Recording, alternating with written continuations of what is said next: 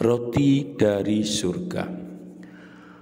Dua peristiwa yang terdapat dalam Injil Yohanes dan Injil Sinoptik adalah memperbanyak roti dan berjalan di atas air. Namun Yohanes menambahkan sesuatu yang terjadi sesudah kedua peristiwa itu.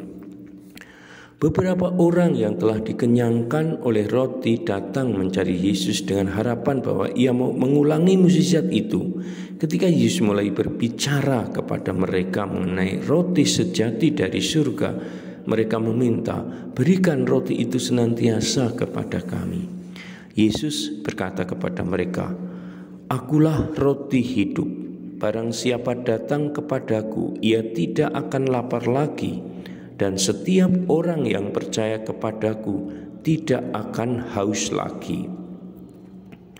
Para leluhur diberi makan mana di padang gurun dan mati.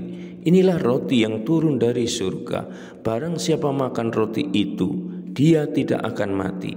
Akulah roti hidup, roti yang turun dari surga. Barang siapa makan roti ini, ia akan hidup selama-lamanya.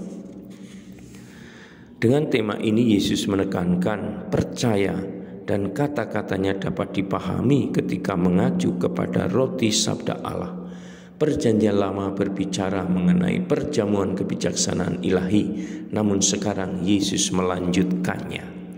Roti yang aku berikan adalah dagingku yang dikorbankan bagi hidup dunia. Setiap orang yang makan dagingku dan minum darahku akan memperoleh hidup yang kekal, dan aku akan membangkitkan dia pada akhir zaman. Sebab dagingku adalah benar-benar makanan dan darahku adalah benar-benar minuman. Setiap orang yang makan dagingku dan minum darahku hidup di dalam aku, dan aku hidup di dalam dia. Untuk pertama kalinya orang mendengar sesuatu seperti ini. Tak seorang pun dapat memahami bagaimana hal itu mungkin terjadi. Akibatnya banyak muridnya berkata, "Perkataan semacam ini sulit, siapa yang mampu menerimanya?" Yesus mengetahui bahwa murid-muridnya menggerutu tentang hal itu dan berkata, "Apakah hal ini menggoyahkan imanmu? Perkataan-perkataan yang kuucapkan kepadamu adalah roh dan hidup, namun beberapa di antara kamu tidak percaya." Karena hal itu banyak muridnya berhenti mengikuti dia. Yesus berkata kepada ke-12 muridnya, "Apakah kamu mau pergi juga?" Simon Petrus menjawab, "Kepada siapa kami akan pergi, Tuhan? Engkau adalah perkataan hidup yang kekal. Kami telah datang untuk percaya dan meyakini bahwa Engkau adalah yang kudus dari Allah." Kemudian Yohanes bercerita kepada kita tentang diskusi Yesus dengan para pemimpin agama di Yerusalem selama pesta Pondok Daun.